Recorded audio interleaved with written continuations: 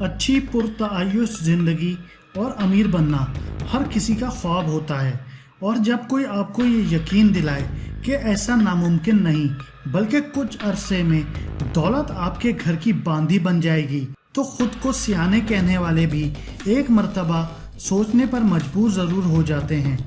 خود کو crypto queen کہلانے والی روجا اگناتووا کا طریقہ واردات بھی یہی تھا۔ اس چالاک عورت نے دھوکہ دہی کے ذریعے اربوں روپے لوٹے اور پھر اچانک غائب ہو گئی۔ روجا اگناتووا نے اپنے شیطانی دماغ اور چالاکی کے ساتھ 2014 میں ایک پونزی اسکیم متعارف کرائی تھی جس کو ون کوائن کا نام دیا گیا تھا۔ وہ لوگوں کو بتاتی تھی کہ اس نے بٹ کوائن کی ٹکر پر نئی کرپٹو کرنسی تیار کر لی ہے جس سے زندگیاں تبدیل اور پیسے دگنے تگنے ہو جائیں گے، لہٰذا لوگوں کو چاہیے کہ وہ اربوں ڈالرز کا سرمایہ اس ڈیجیٹل کرنسی میں لگا دیں۔ I would like OneCoin to be a very stable currency, the first choice for merchants and the first choice for people on the street who want to use cryptocurrency. کہا جاتا ہے کہ اس اکیلی عورت نے دنیا بھر میں 15 بلین ڈالرز کا فراڈ کیا اور 20 لاکھ سے زائد افراد اس کے ہاتھوں بیوقوف بنے۔ جس بوگس ڈیجیٹل کرنسی سے وہ عام لوگوں کی زندگیاں تبدیل کرنے کا دعویٰ کر رہی تھی، حیران کن طور پر اس کی کوئی بلاک چین سرے سے موجود ہی نہیں تھی۔ So there are a lot of people who want to do digital currency or just to use a blockchain, but a real cryptocurrency has a clear algorithm behind and a finite number of coins. So it is electronic money, but it is not controlled by government, it is controlled by OneCoin members. اور حد تو یہ تھی کہ لوگ بھی اس پر اندھا اعتماد کرنے لگے تھے، کیونکہ وہ ون کوائن کی ویب سائٹ پر جاتے تھے تو انہیں ایسا دکھایا جاتا ہے کہ ان کی انویسٹمنٹ کی جانے والی رقم 10 گنا ہو چکی ہے، حالانکہ انہیں جو منافع دیا جاتا تھا وہ ان کی اپنی اصل رقم سے ہی ادا ہوتا تھا۔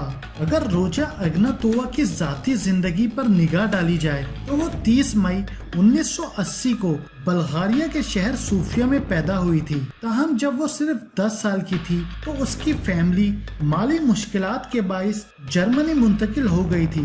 اس نے 2005 میں کونسٹین یونیورسٹی سے یورپین پرائیویٹ لا میں پی ایچ ڈی کی، جس کے بعد وہ مختلف اداروں کو قانونی معاملات میں مدد فراہم کرنے لگی تھی۔ 2012 میں اس کے والد کلامین اگناتووا اور اس کو ایک فراڈ پر 14 ماہ قید کی سزا سنائی گئی تھی۔ روجا اگناتووا نے ایک وکیل بورن اسٹریل کے ساتھ شادی کی، تاہم اس کی ازدواجی زندگی کامیاب نہ ہو سکی۔ اس تعلق میں وہ 2016 میں ایک بیٹی کی ماں ضرور بن گئی تھی۔ روجا کی طرح اس کا چھوٹا بھائی بھی فراڈیا تھا جو اس کے ساتھ ہی کام کرتا تھا۔ عدالت نے 2019 میں اس کے بھائی کانسٹنٹین اگناتووا کو دھوکہ دہی اور منی لانڈرنگ میں قصوروار ٹھہراتے ہوئے سزا سنائی تھی۔ یہ سوال بھی اپنی جگہ اہم ہے کہ روجا اگناتووا جب لوگوں کو راتوں رات امیر ہونے کا خواب دکھا رہی تھی تو اس پر شک کیوں نہیں کیا گیا؟ شاید اس کی بڑی وجہ اس کا پرتعیش طرز زندگی ہو۔ وہ ہمیشہ مہنگے لباس میں ملبوس رہتی، ہیرو سے مزین زیورات اور لمبی لمبی بالیاں کانوں میں پہنتی اور شوخ سرخ رنگ کی لپسٹک لگائے ہوئے ہوتی۔ ڈاکٹر روجا میں بلا کا اعتماد تھا، اسے لوگوں کو اپنی چپڑی چپڑی باتوں سے شیشے میں اتارنے کا فن بھی آتا تھا۔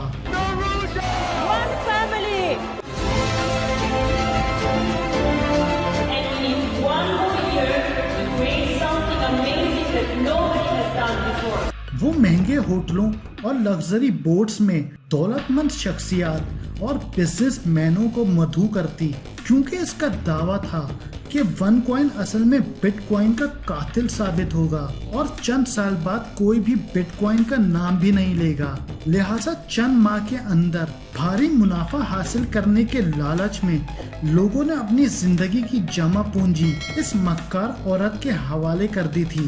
2016 کے ابتدائی 6 ماہ میں صرف برطانیہ میں ہی لوگوں نے ون کوائن میں تقریباً 30 ملین یورو کی سرمایہ کاری کی تھی۔ بھارت، बांग्लादेश, श्रीलंका और पाकिस्तान समेत दुनिया के मुख्तलिफ ममालिक से मिलने वाले करोड़ों डॉलर्स अलग थे। रोजा अग्नतोवा पोंजी स्कीम से दोनों हाथों से दौलत तो लूट रही थी, मगर इसके लिए वो लाखों अफराद भी परेशानी का बाइस बने हुए थे जिन्होंने इससे वन कॉइन खरीदे थे। जब दबाव हद से ज्यादा बढ़ गया तो इस मक्कार औरत ने पुर्तगाल में एक तकरीब रखी जिसमें वन कॉइन के प्रॉफिट, मुस्तकबिल और दीगर मामलात पर रोशनी डालने की यकीन दहानी कराई गई थी। हम कई घंटे गुजर जाने के बावजूद रोजा अग्नितोवा कॉन्फ्रेंस हॉल में नहीं पहुंची। बाद में ये मालूम हुआ कि इस इवेंट से 2 हफ्ते कबल वो यूनान गई थी। ये भी कहा जाता है कि वो एक ज़ाहिरी किरदार थी और इस कहानी का असल विलन कोई और था जिसने रोजा को मोहरे के तौर पर इस्तेमाल किया और फिर मौत के घाट उतार दिया।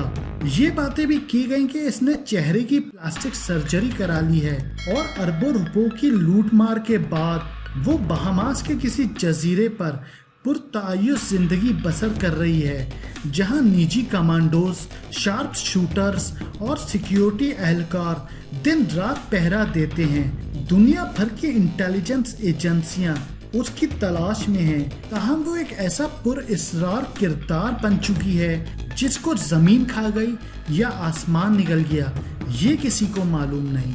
अगर कोई ये वीडियो पसंद आई है तो इसे लाइक करें और अपने दोस्तों के साथ शेयर करें, और हाँ, कमेंट बॉक्स में अपनी राय का इजहार जरूर कीजिए, और फेसबुक पेज को लाइक करें और यूट्यूब चैनल को सब्सक्राइब करें और साथ में बेल आइकन को दबाना ना भूलिएगा ताकि आने वाली हमारी हर नई वीडियो का नोटिफिकेशन आपको बर वक्त मिल सके।